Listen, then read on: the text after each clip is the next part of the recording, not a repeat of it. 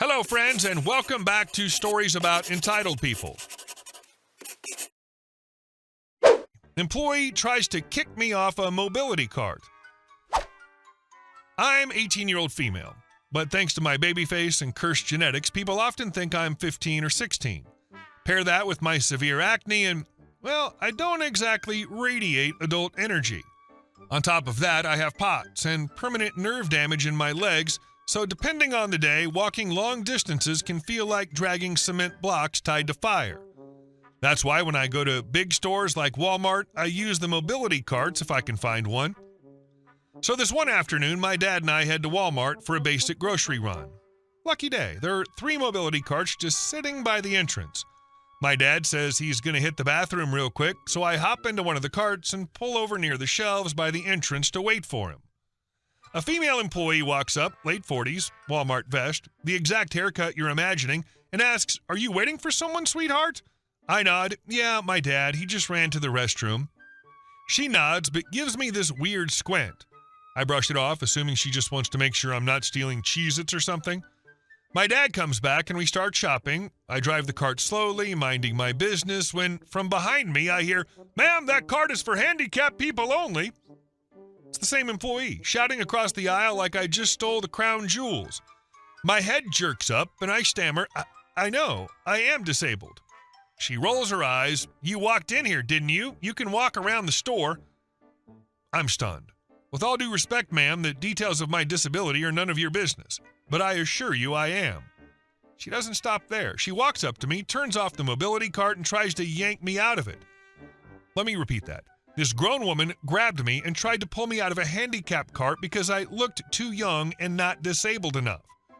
My dad, thank God, steps in. "What the hell do you think you're doing?" he snaps, getting between us. "She's too young to be disabled," the woman barks. "She's just being lazy. This is why people like her ruin these things for everyone else." I think my dad nearly exploded. His face turned a shade of red I've only seen once, when he dropped a hammer on his toe. He starts yelling back, and now we've got a full audience in the produce section. Grapes were dropped, phones were pulled out. Security walks over, an older guy who clearly didn't want to deal with any of this today. He tries to defuse things and asks what's going on. Before I can say anything, the employee starts ranting about fake disabled teenagers and how I'm stealing resources from people who really need them. I calmly explain my medical condition, how I use mobility carts often, and how she tried to physically remove me from it. She doesn't deny it. To her credit, if you can even call it that, she tells the truth. Then the security guy asks, "Do you have proof of disability?" I look at him dead in the eye, get up from my cart, and take 3 unsteady steps before my knees wobble and my right leg bows in like a folding chair. He immediately puts a hand out. Okay, that's enough. Sit back down." The woman, clearly embarrassed now, mutters, "Well, why didn't you do that in the first place?" "Because I don't need to prove anything to a random woman with no medical license or authority," I snap. She mumbles something about kids these days and shuffles back to wherever she came from. The security guy tells me I'm free to go and that they'll make a note of it. We finish our shopping, and I'm shaking the entire time, half from adrenaline, half from rage. Back at home, I call Walmart's corporate line and report her. I didn't have her name, but I gave them the exact time, date, and her description. I wasn't about to let that slide. And no, I didn't stop there. The next morning, I file a police report for assault because, yes, grabbing someone without consent is still assault, disability or not. The officer I spoke to seemed half interested and said, "I'll see what I can do." Sure, buddy. But then I called the store manager directly, told him everything, gave him the police report number, told him I had witnesses because at least 3 people filmed, and told him I expected an actual resolution, not a "we'll look into it." That was 4 days ago. Today I went back to Walmart with my dad. Guess who wasn't working there anymore? Guess who had a shiny new "now hiring" sign taped to the front door?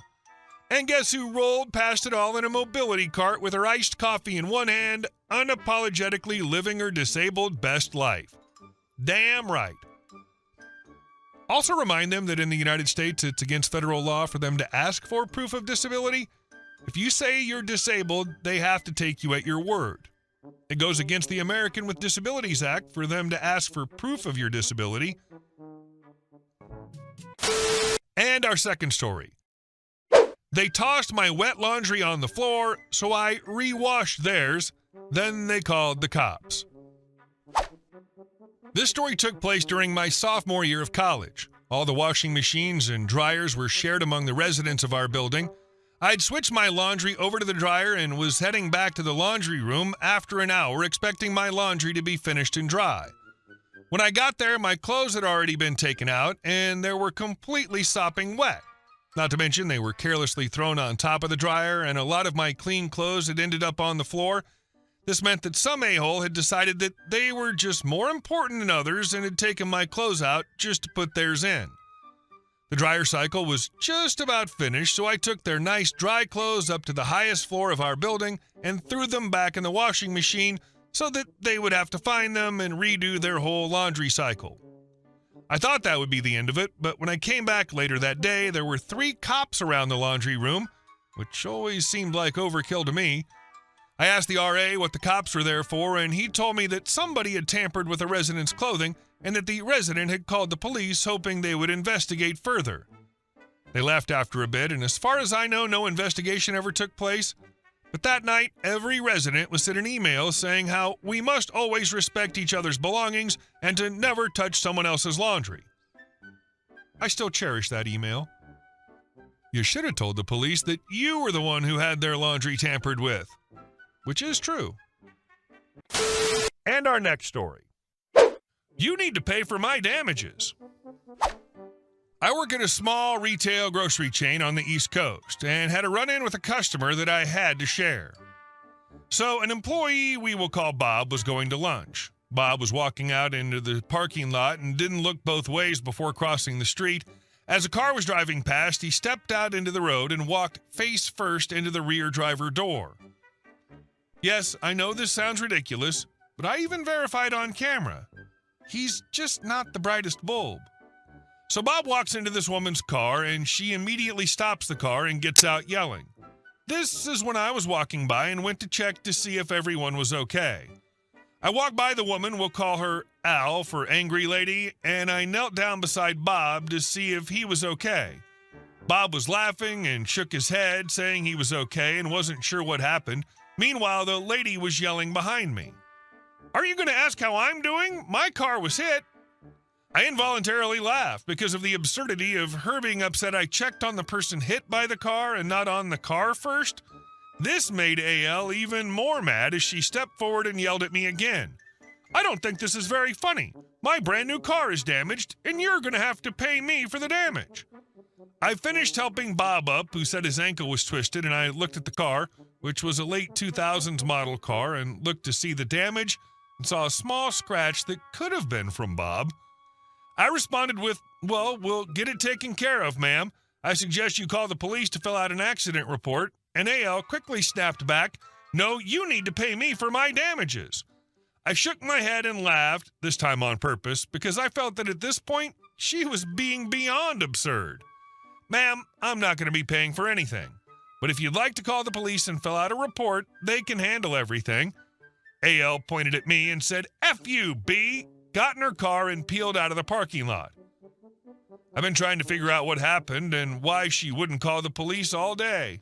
Luckily, Bob just has a sprained ankle, but the store manager filled out a report and made me write a statement just in case.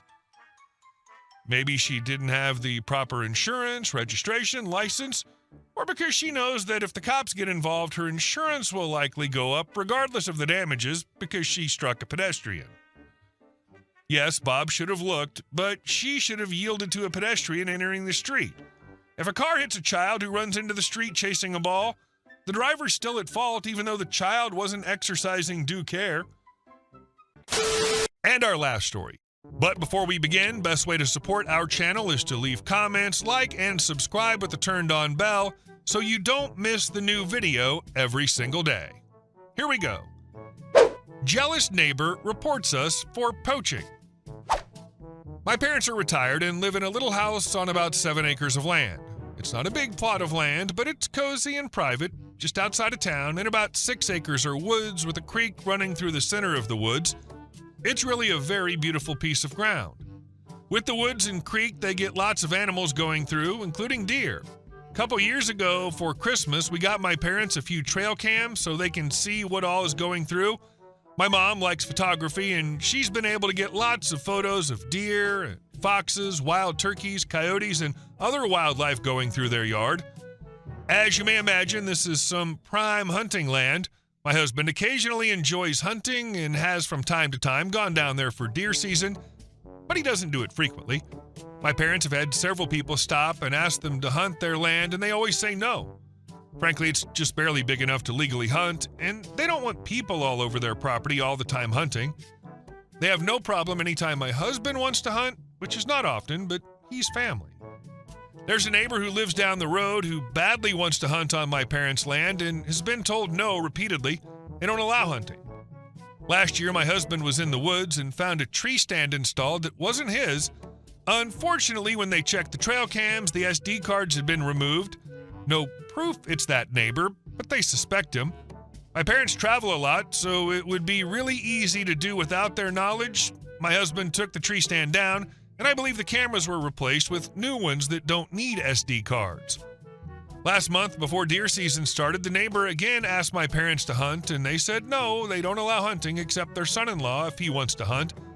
My husband decided he'd try and get a deer this year for deer season. So he got a deer permit and went on the first day of deer season. Shot a decent-sized buck within 10 minutes of getting in the woods. My dad was awake and heard the shotgun blast and came out to see if my husband needed help.